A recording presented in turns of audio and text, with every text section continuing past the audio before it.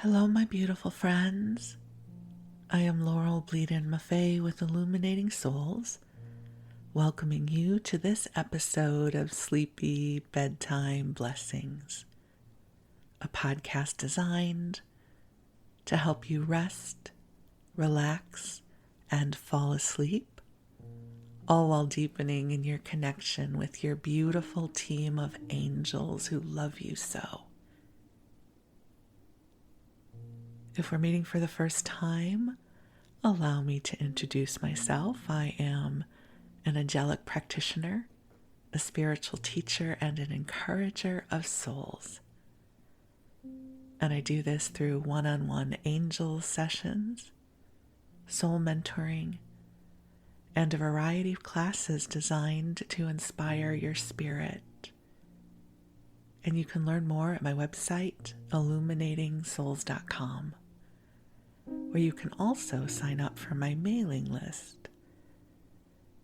There's 2 different mailing lists you can sign up for. If you go to the top of the page, you can sign up for my general list and you'll get all of my announcements about my classes and when I release blocks of times for angel sessions.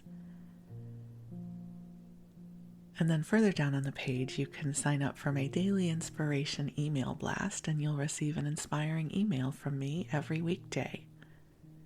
I also post daily over on Facebook, so lots of ways we can connect. But for now, the angels and I are here to co-create a beautiful, sweet, gentle space where you can replenish. And if sleep is your intention, then gently drift off to sleep. This podcast is an unlikely mashup of 2 of my favorite forms of self-care, connecting with the angels and listening to a sleep podcast. I've been listening to sleep podcasts since 2015, and they are now a regular part of my sleep care. I can't imagine drifting off to sleep without listening to something. For much of my adult life, I fell asleep with a television. So I've always been somebody who has a TV in the bedroom, and I fell asleep to television. And at some point I would wake up and turn it off. We still have a TV in our bedroom, and my husband watches it to fall asleep.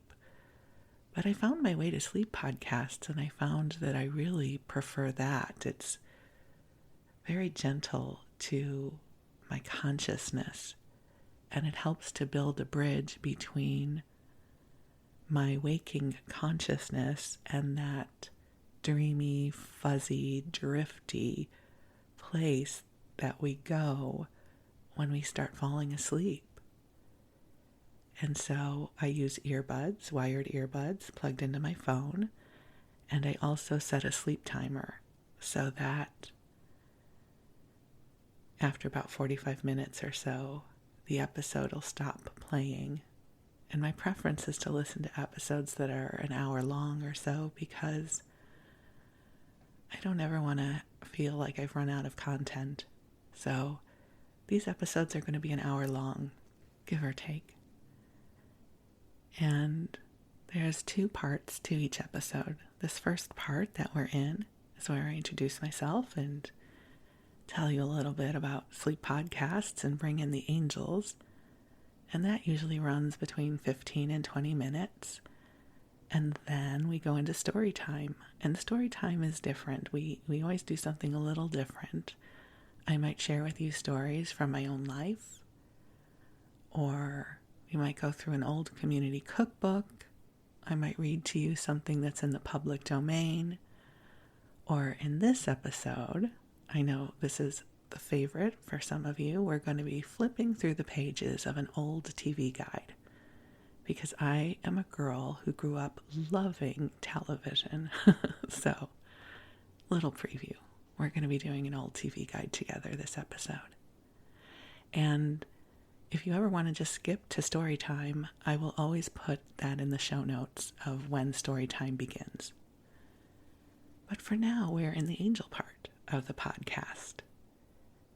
And this is that beautiful, sweet time when we invite you to cozy on up and snuggle on in whatever way works best for you.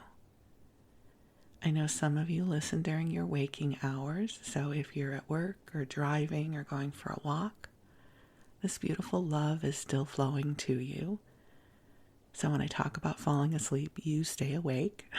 And for those of you that are moving towards your bedtime, we're going to bring forward some sweet, gentle energy for you to help you release the day that was and come into a comfortable and loving place where you can drift off to sleep.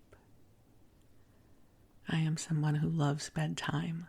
I have a lovely waking life. But I think I inherited my father's circadian rhythm. My dad was an early riser. It wasn't uncommon for him to be up at 4 or 5 a.m. And come 7 o'clock, he could not keep his eyes open. And he worked hard, so, he worked during the day. But he always, wound up going to sleep somewhere around 7, but he wouldn't go to bed. He would fall asleep in the chair or in the basement. I don't mean that to sound so awful. We had a nice basement, like Midwest, tiled, paneled basement with a lounge chair and a television. So he would sometimes go downstairs to go to sleep before he went, come back upstairs to go to bed. For me, I hate falling asleep on the sofa or in a chair. If I'm falling asleep, I want to be in bed. So last night around 7:30, I just could not keep my eyes open. And so I crawled in bed early and I read on my phone a little bit. I wasn't quite ready for sleep. But I love being horizontal when I start feeling tired. So I love bedtime and I sleep with lots of blankets. It's cold here, not Midwest cold, just Northern California cold. And pillows, and it's such a snuggly place. So I send you beautiful, cozy, snuggly vibes. And I welcome the angels here. And I experience the angels as beautiful, loving, divine beings of light that we all have. And they help to amplify our connection with divine love, which is a beautiful elixir. It is home. It is a presence that is always available to us. It's just that as we go through our human experience, we are distracted from it. We don't know that it exists. We forget about it. I forget too. So that's why I always bring this to you, so that we can remember together. So I invite you to get cozy and comfortable in whatever way works best for you. And I'm going to bring the angels in. They're already here, but I love sharing the ritual with you. So beautiful angels on high, I invite you to join us here. And I ask that you infuse this broadcast with waves of love and goodness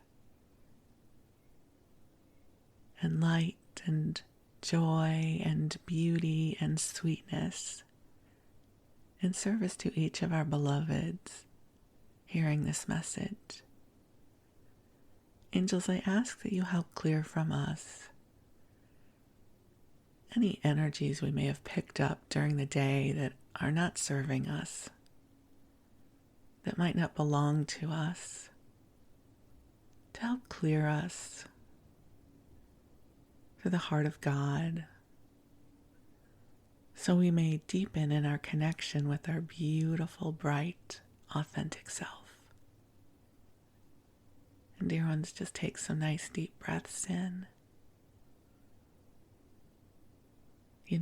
One of the things I'm so aware of is that right now I'm moving through a time of discernment, research, understanding.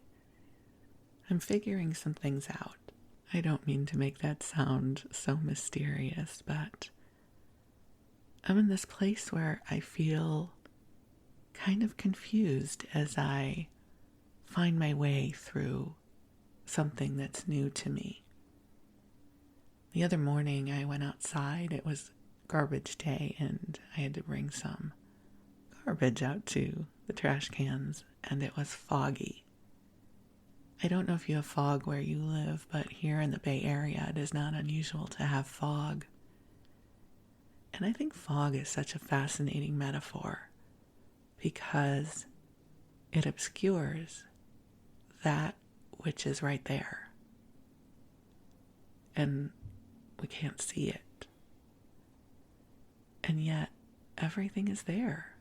It's just our perspective is altered because of the fog. And I think life is a lot like that, where sometimes it feels like we're moving through the fog, but what we need and what we know is right here. And we just have to wait for the fog to lift and everything will come into view.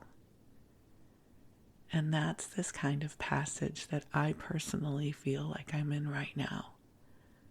I'm working on some new projects and they are requiring me to learn new infrastructure, new modules. I don't know how else to describe it without going into description, but that's not very sleepy, so I'll be a little ambiguous. And I don't like not knowing things. I love knowing. I love it. I love when I know something. Like I know how to do something. I figured something out and I'm on the other side of that clumsy feeling of, I don't know how this thing works, and I'm frustrated. So I offer to you that maybe you're moving through a similar experience where maybe you're feeling like the fog has settled a little bit around you. But it will clear, and your milestones and the things that make sense and what you need will be made visible to you and be made available to you as well. So I invite you to take a deep breath in and out, and so whatever it is that you might be feeling this way about, just release it for right now and give it over to the angels. Allow the angels to orchestrate things in your favor. Allow them to help clear the way and bring you clarity and inspiration and ease and goodness. And whatever your it is, whether it is confusion or sadness or frustration or whatever those colors of the emotional rainbow that we feel that sometimes make us feel weighted down, let's just give that over to the angels. You can always take it back, but for now, let's let the angels carry that for us and sort it out. And perhaps when you wake up in the morning, things will feel lighter and you'll have greater clarity. That's one of my favorite things to ask the angels for help with is clarity. Angels, help me find my way. Angels, help make this easy. Let's make this easy.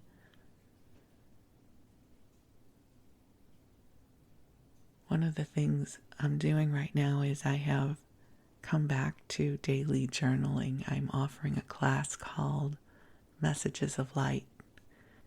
And the angels have invited me to come back to daily journaling for 4 weeks and to journal with them to help gain clarity and inspiration. And so I was guided to create a class around this, and I've invited others to join me in this process. And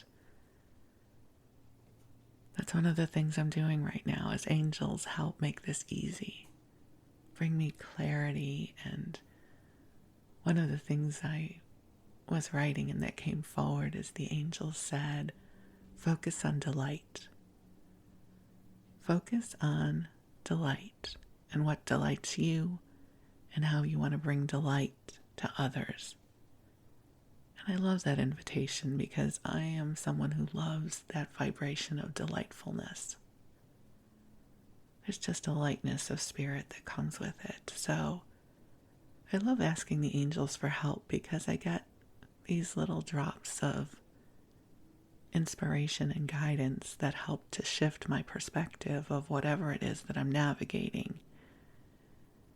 And clearly, if delightfulness is my answer, I am not navigating something that's really heavy. So if you are navigating something that is much more substantial than what I'm going through, delightfulness may not be your answer. Your answer may be something different.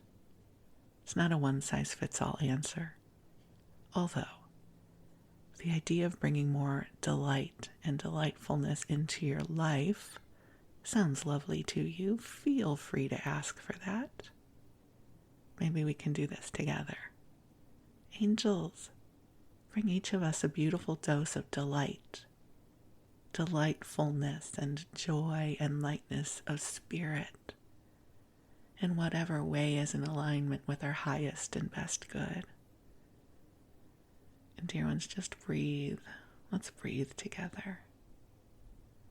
And open our hearts to receive the love that is flowing to us now. The angels want to remind you that you are precious in this world, that you are a big, beautiful soul, and there is goodness here for you. I can feel their joy flowing through me.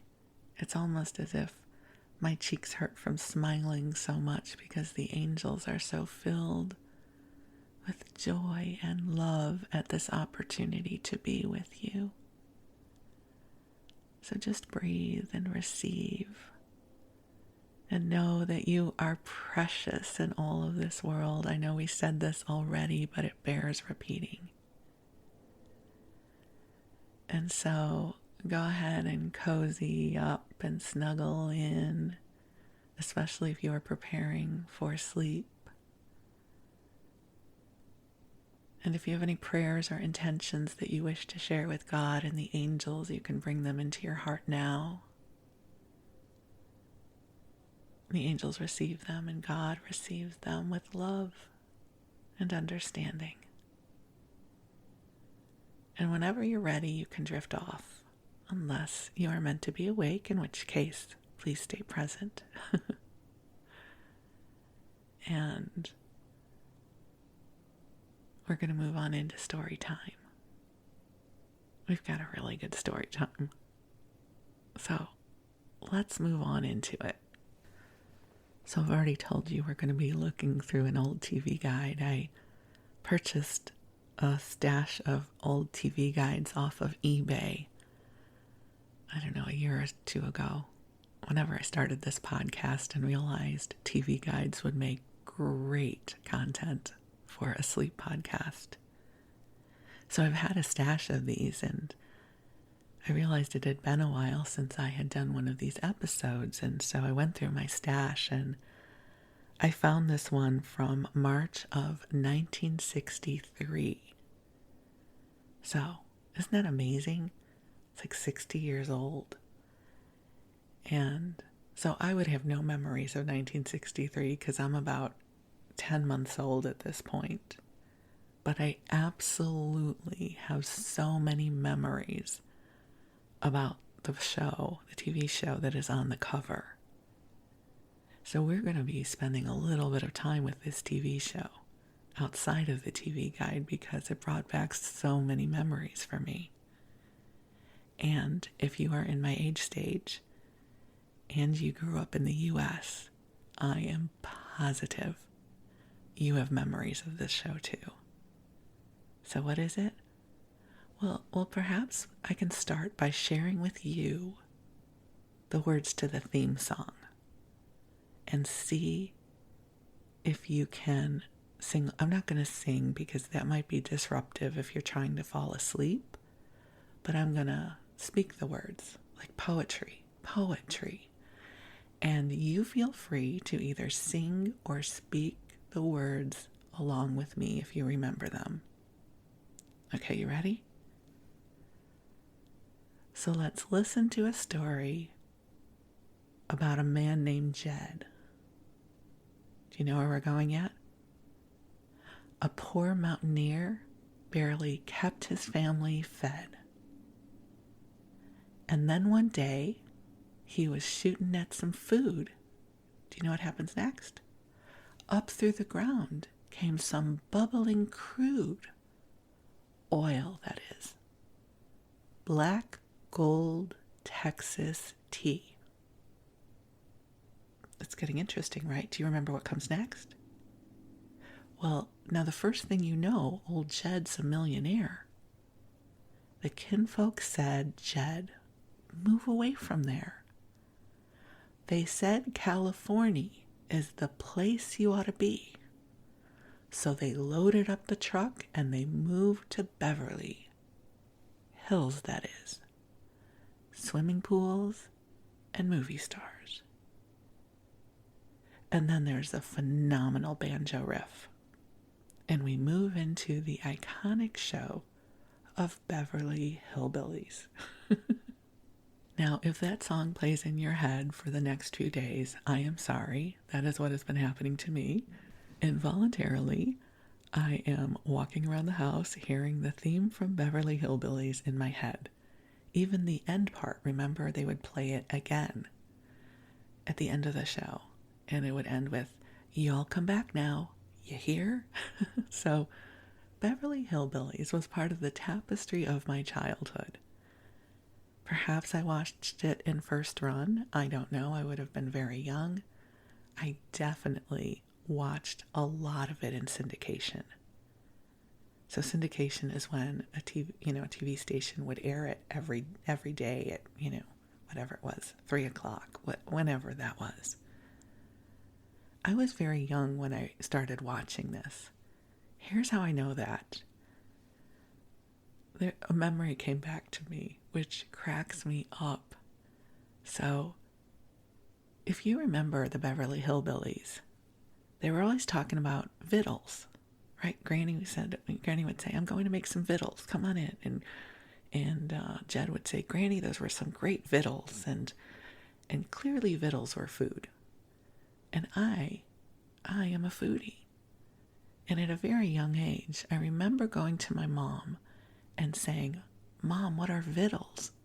Like if they were so excited about eating victuals, I wanted victuals. And my mom says something along the lines of, they're food. I'm way too young to get the subtext of victuals is a synonym for food. But my mom says victuals are food. And I said, what kind of food? She said, all kinds of food. And I'm thinking victuals come in a variety of foods. So I say, what color are victuals? And my mom says, every color. And in my little girl brain, I'm thinking, oh my God, there are purple victuals and sparkly victuals and pink victuals. I'm thinking victuals are like some Willy Wonka subset of food that we do not have in Skokie. Like, I didn't know about Willy Wonka at the time, but that's the best metaphor I can come up with right now for how my brain processed what victuals were. So every time they sat down to eat victuals, I would stare at the screen to try and understand what victuals were. I have not thought about that since I was a little girl, but when I went back in to do this episode, it came flooding back to me. So I'm sure I had this kind of who's on first thing with my mom, like, what are victuals? Victuals are food. What kind of food? All kinds of food. Well, like, are they like fruit? Yes. Are they like vegetables? Yes. Are they like bread? Yes. Without my mom And I don't know how she tried to explain it to me. Really, I may have been 3 or 4 at the time. Young kid. But I just remember thinking victuals were some sort of wondrous subset of food that I did not know about. And if you're lost in this conversation because you've never seen the Beverly Hillbillies, they had their own vernacular for things. So when they were going to have a meal, they would talk about, I'm going to go prepare some victuals.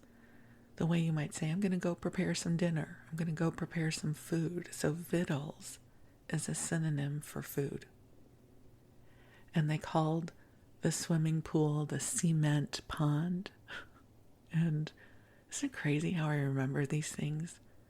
It makes me understand why they say that young children have an easier time becoming bilingual, because the brains adapt differently. Like, I can't memorize a phone number right now, but I know all the words to the Beverly Hillbillies theme song. And I remember the impression that I had of victuals when I was 3 or 4 years old. Minds are crazy, wondrous things.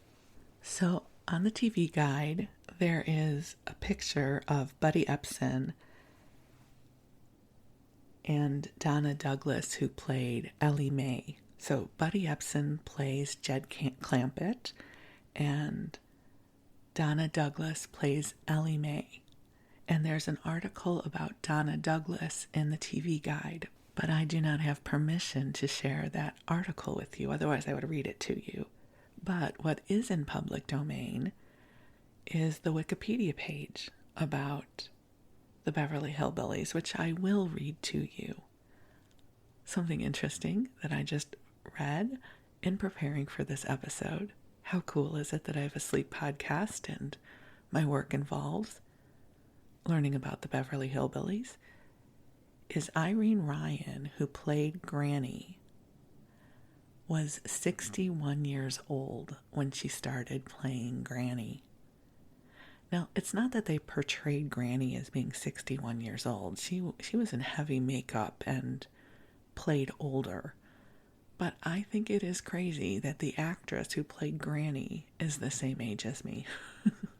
And I was reading, it said that the actress, Irene Ryan, was only 5 years older than Buddy Epson, who played Jed Clampett. Interesting, huh? So this is from the Wikipedia page on the Beverly Hillbillies. The Beverly Hillbillies is an American television sitcom that was broadcast on CBS from 1962 to 1971, which is why I know it so well. That was my prime TV viewing years as a child. It had an ensemble cast featuring Buddy Epson, Irene Ryan, Donna Douglas, and Max Baird Jr. as the Clampetts, a poor backwoods family from Silver Dollar City in the Ozark Mountains of Missouri, who moved to posh Beverly Hills, California, after striking oil on their land. The show was produced by Filmways and was created by Paul Henning. It was followed by 2 other Henning-inspired Country Cousins series on CBS, Petticoat Junction and Green Acres. How many of you remember the theme song from Green Acres? Green Acres is the place to be. High living is the life for me. I don't know why I know these things. So, Beverly Hillbillies ranked among the top 20 most watched programs on television for 8 of its 9 seasons, ranking as the #1 series of the year during its first 2 seasons, with 16 episodes that still remain among the 100 most watched television episodes in American history. So the series starts with Jed Clampett, a poor widowed hillbilly who lives with his daughter and mother-in-law near an oil-rich swamp in Silver Dollar City in the Ozark Mountains of Missouri. The opening sequence shows Jed discovering oil while shooting at a rabbit, although the first episode shows the oil being discovered by a surveyor for the OK Oil Company. The company pays Jed many millions of dollars for the right to drill on his land. Jed's cousin, Pearl Bodine, prods him to move to California now that he is wealthy, and pressures him into taking her son Jethro along. The family moves into a mansion in upscale Beverly Hills, California, next door to Jed's banker, Milburn Drysdale. Remember Mr. Drysdale? And his wife, Margaret, who is appalled by the hillbilly Clampetts. The Clampetts bring an unsophisticated, simple, moral lifestyle to the wealthy and sometimes superficial community.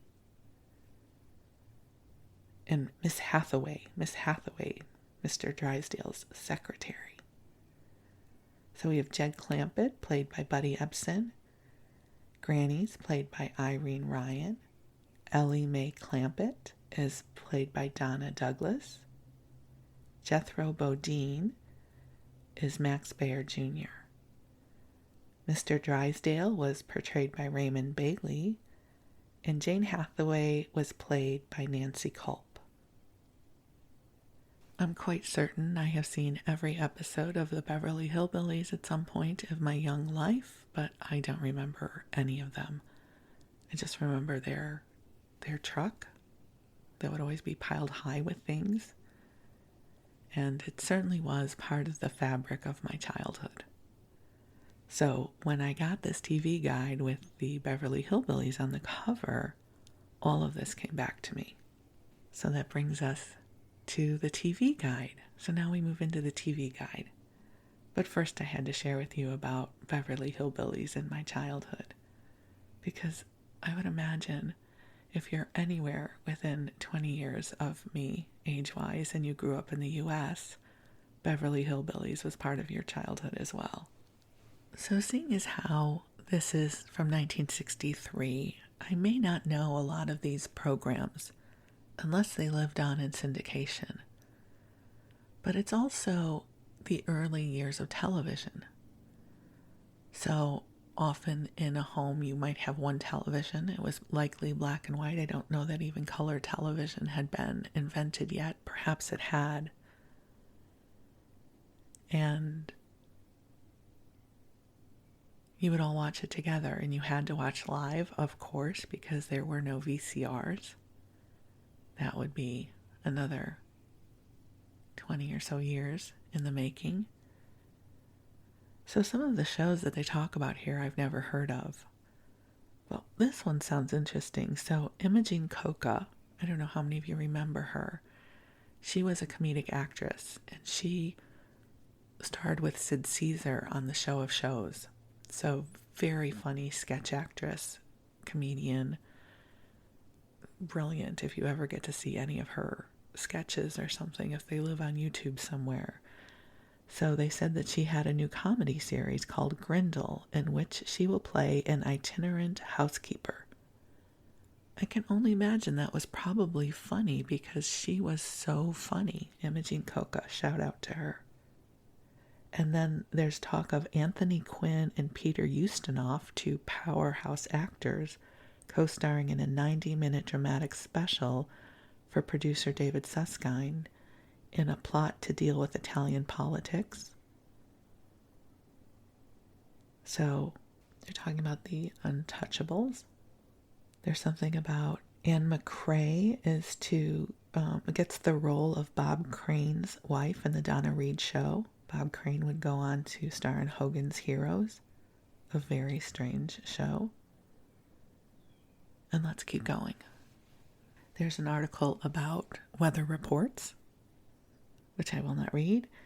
And then we come to the Donna Douglas article that starts off that says what Lana Turner did for the sweater and Bridget Bardot for the bath towel, a bouncy blonde named Donna Douglas is now doing for blue jeans. And they use this word I've never heard before, which is the gynekomorphous tomboy, gynekomorphous, I don't know what that means, tomboy Ellie Mae Clampett she wears in this season's hit program, The Beverly Hillbillies. So, then it goes on to talk more about her. So, a little bit about Donna Douglas here. And our word of the day, gynecolomorphous. And I had to go look it up. Gynecolomorphous, having the form or morphological characters of female. Like, come on, this writer is writing about the Beverly Hillbillies for TV Guide, and they have to show off their vocabulary by using the word gynecolomorphous, which I am sure most people do not use in regular conversation in 1963. I will just read one little part from this article. It says, Miss Douglas says, I'm simpler now than I ever was.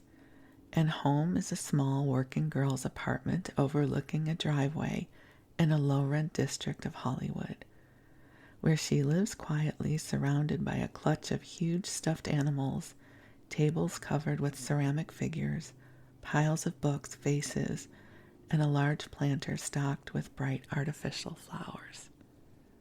So just some insight into where she was in 1963. Then there's an article about the water, and it says, our sports expert yearns for the good old days when water was mostly for drinking. But this is why I'm sharing it with you. The first sentence says, essentially, piscivorous, which is to say a fish eater. They're talking about sharks. Like, why are they using these words? It's TV Guide. All right, then there is a little article about which shows have been renewed already, which include the Beverly Hillbillies, The Lucy Show, Jackie Gleason's American Scene Magazine, The Nurses, The Virginian, The 11th Hour, and The Jack Parr Show, and McHale's Navy in Combat. I only know a handful of those. And then it looks like Victor Borgia and Carol Burnett individually each had their own special, and they really liked Carol Burnett's, but not Victor Borgia's. Okay, so we are now into the television programming for the week of March 9th, 1963. Starts at Saturday morning, 5 a.m. There is a movie called Murder in the Fleet with Robert Taylor and Gene Parker. The Girls of the Road with Ann Dvorak and Bruce Bennett. And a bunch of other movies. Let's see. We do get into children's programming. We have Mr. Wizard on at 8 a.m.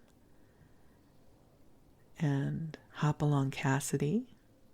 Captain Kangaroo.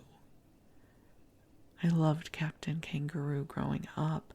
The captain and gang celebrate Mr. Green Jeans' birthday. I loved Mr. Green Jeans. And then there's Sherry Lewis. Ooh, color TV did exist because there's a box that says color. Comedian Sammy Smith and Paul Kaplan guest. An aggressive young man, Paul, is threatening to put the old taffy man, Sammy, out of business. Well, that sounds kind of heavy for Sherry Lewis and Lamb Chop. Something called King Leonardo that I don't know. More movies. Alvin and the Chipmunks. Loved me some Alvin and the Chipmunks. Rin Tin Tin, which I never got into, even as a kid, and there was a dog involved. Mighty Mouse. I loved Mighty Mouse. Also airing is Make Room for Daddy with Danny Thomas. Top Cat, I remember that cartoon. Beanie and Cecil. I think they were puppets, right? There was a puppet show. So even though I wasn't watching these because I'm, 10 months old, these were definitely part of my childhood. My Friend Flicka. Oh, I got excited. Angel Talk, but it's about the baseball team, the Angels, because this is actually a Los Angeles version of TV Guide. And the Angels were playing Houston. Okay, Saturday afternoon, you have the option of watching a lot of sports or movies. So one of the movies is Looking for Trouble, which involves Spencer Tracy. So if Spencer Tracy's in it, it's watchable for sure. And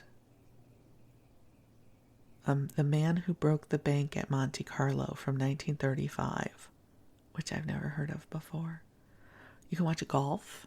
Oh my God. Golf. Never. That was always the worst.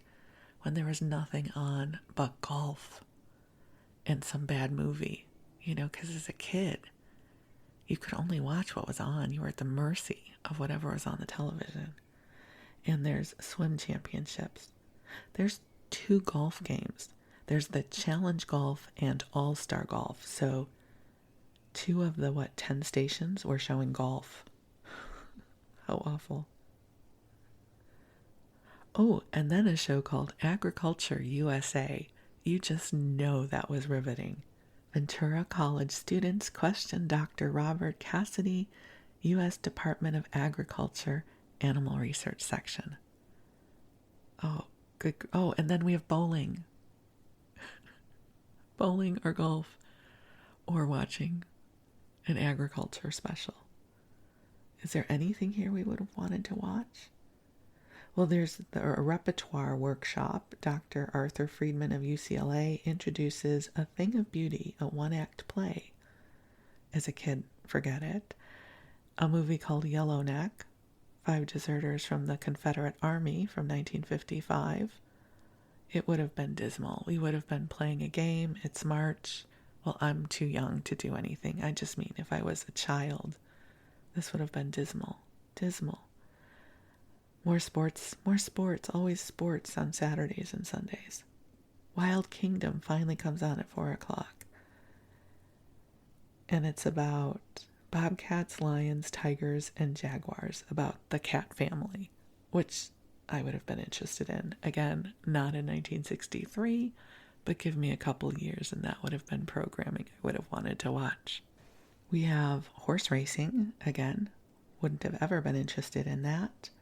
Ski jumping championships. So skiing was one of those sports as a child that could be mildly interesting because people were, flipping and flopping and sliding.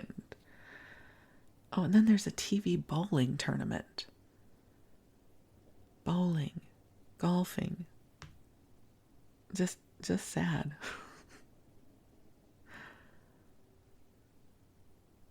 Oh, here's a good movie from 1958, War of the Satellites. Dr. Van Ponder receives a warning from outer space to cease all space exploration or else. Okay. That would have been very 1963, right? Okay, and then there's a lot of things I don't know. Tarzan's Magic Fountain, because, there was always a Tarzan movie, or Son of Frankenstein with Basil Rathbone. Boris Karloff and Bela Lugosi. A classic. We have Lawrence Welk, because Lawrence Welk was definitely big in that age. A lot of news. Something called Frontier Circus, a Western. The race, the circus is setting up at Grand Island, Nebraska, but the usual mob of eager kids is missing. O.C. Hunt with Lloyd Bridges is airing.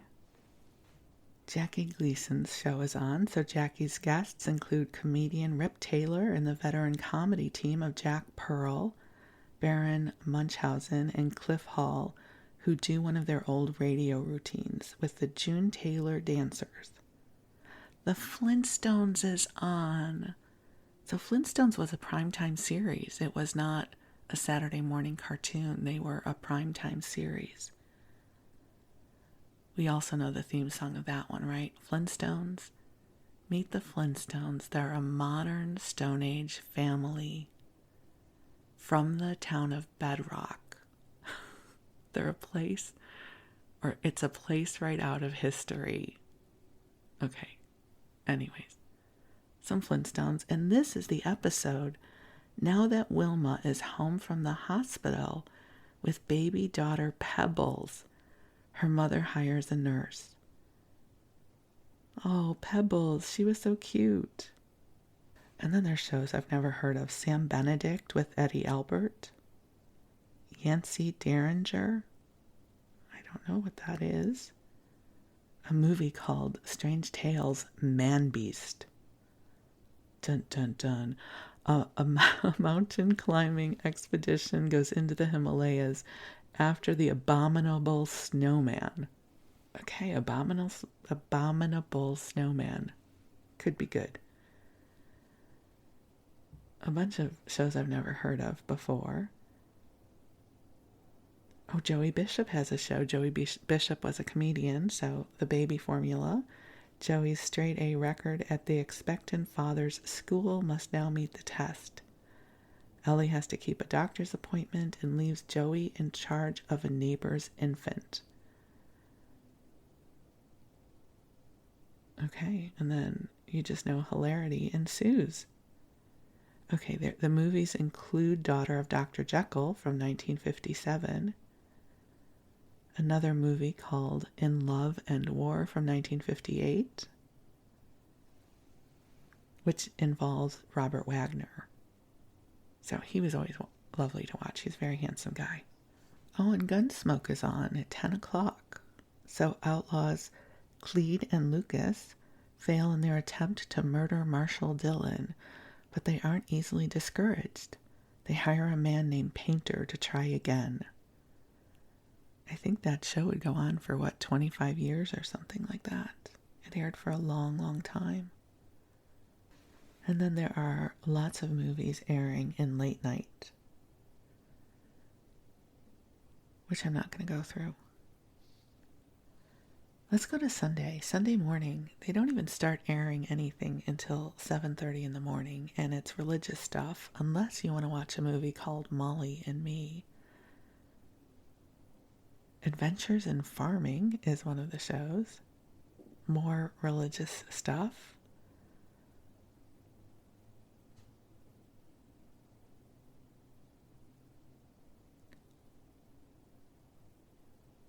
I'm sorry I'm taking so long. I'm just looking for something interesting to read to you because a lot of this stuff I'm just glazed over. Oh, there's something called Change of Heart. The significance of the Jewish holiday Purim is depicted in this 15-minute film. Also, local rabbis are interviewed.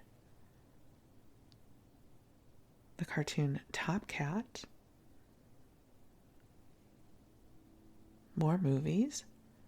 So my memory as a kid was Sundays were like a desert for television programming. There was rarely anything on that I wanted to watch on a Sunday. And this is just proving my point. There's golf. We've already discussed how I feel about golf. Oral Roberts, which is religious, wouldn't care. Folk music in the USA, I don't think I would have cared. Ethics, a discussion. Joseph T. De Silva of the Retail Clerks Union, Teamster Council, Charles Hackler Community Service. I mean, already, right? I'm glazed over. A movie called Jungle Patrol. More bowling. Pro Bowlers Tour. Something called Issues and Answers. Wouldn't care. Something on contemporary American painters. I mean, as a kid, I wouldn't care. Baseball. As a kid, didn't care. Nothing would have been on. So Sundays were for reading books. It really is the desert of programming. Although, at 2:30, the World Figure Skating Championship. My mom always loved figure skating, so I grew up watching that whenever it would be on. Later in the day, there is some Wild Kingdom with Marlon Perkins, which I always enjoyed. Golf, like lots of golf. Something about farm families.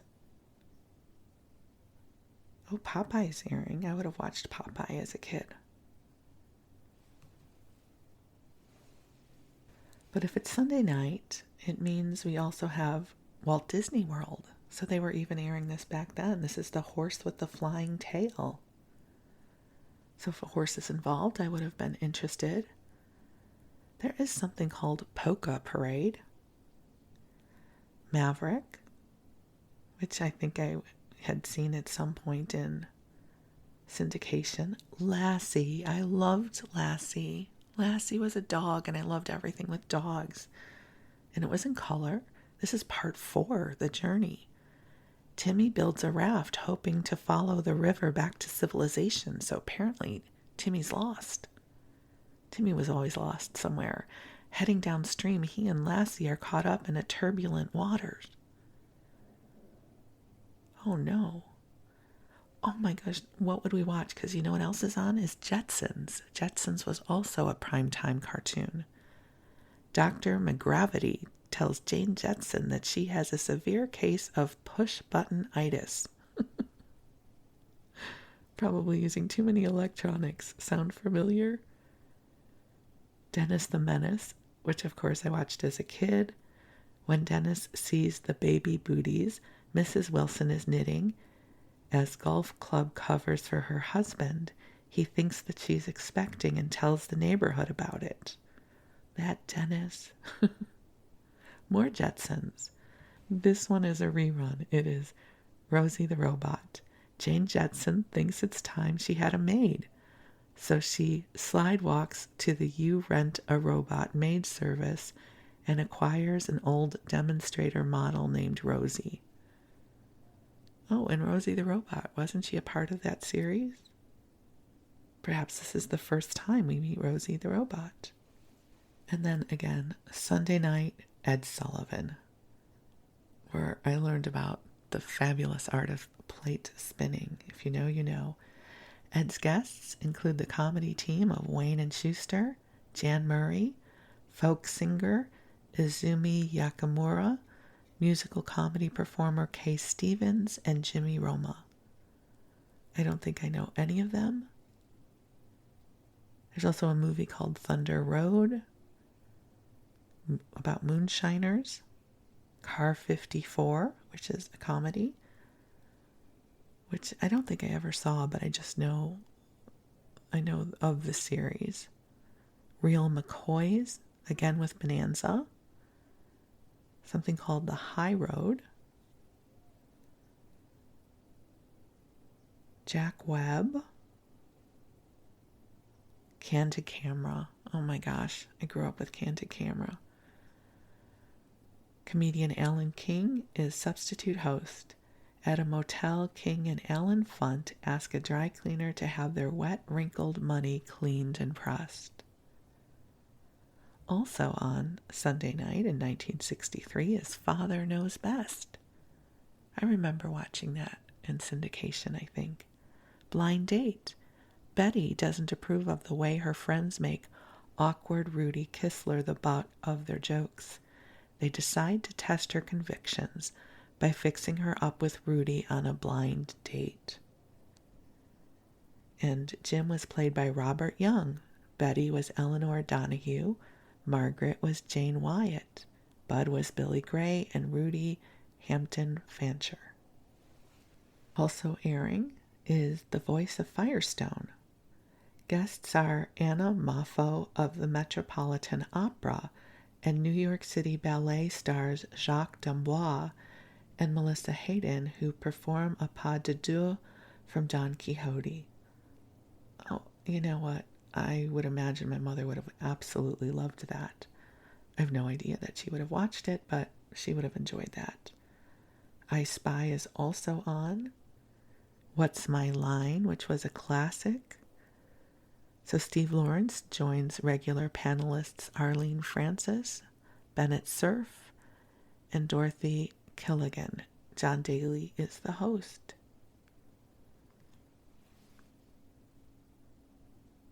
There is something called The DuPont Show, this is a documentary. Comedian Backstage. Is a comedian's life all laughs? It isn't for Shelley Berman, as this show filmed during his run at a Florida hotel illustrates. We see Berman as the businessman, Berman as the perfectionist, Berman as the performer, and Berman as the prima donna. Ooh, gets behind the scenes there. And then there's a bunch of movies as we get later into the night. And then that brings us to Monday morning. So we only got through 2 days. We only got through Saturday and Sunday. And what have we learned? Well, We discovered that most of us know all the words to the theme song of the Beverly Hillbillies still, all these years later. I have shared with you about my confusion about vittles from childhood, thinking vittles were some sort of Willy Wonka-esque magical food that we did not have in Skokie. I have shared with you how much I hated when golf and bowling were on the weekends as a kid, because it was never anything I wanted to watch. All the different movies, and we also went into the nostalgia for just briefly Flintstones and Jetsons as primetime cartoons, similar to South Park and Simpsons would be today. We had Jetsons and the Flintstones.